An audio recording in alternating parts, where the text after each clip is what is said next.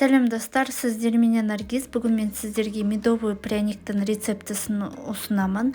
Маған өзіме қатты осы пряниктер ұнайды. Міндетті түрде жасап көріңіздер, және де лайк, коммент қалдыруды ұмытпаңыздар. Қажетті құрамдар: бізге 400 грамм ұн керек, 1 шай қасық қопсытқыш, 150 грамм бөлме температурасындағы сары май, 2 дана жұмыртқа, 3 ас қасық бал, 130 грамм қант керек болады. Ең алдыменен ұнымызға қопсытқышты қосамыз да жақсылап араластырып аламыз. Содан кейін сары майымызды, жұмсақ сары майымызды қосып, песочный қамырымызды дайындап аламыз. Жақсылап үгітеміз. Міне осындай болып шығуы керек.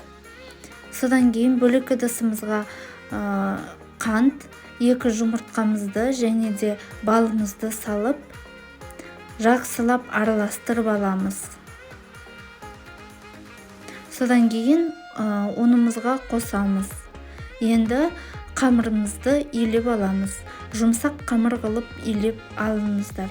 Кішкене қолға жабысқақ болуы керек.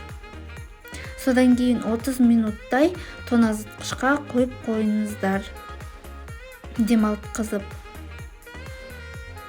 Енді осылай кішкенеден қамырымыздан жұлып, осылай жасасаңыздар болады.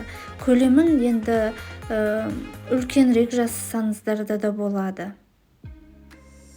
Бір-бірінен алшақ қылып қойыңыздар. Содан кейін осылай видеодағыдай көрсетілгендей шанышқыменен басып шығасыздар.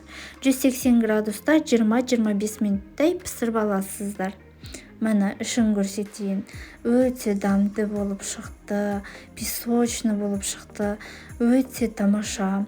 Астарыңыз дәмді болсын. Сіздерменен болған Наргиз. Менің YouTube каналыма тіркелуді ұмытпаңыздар, және де міндетті түрде қоңырауды басып қойыңыздар.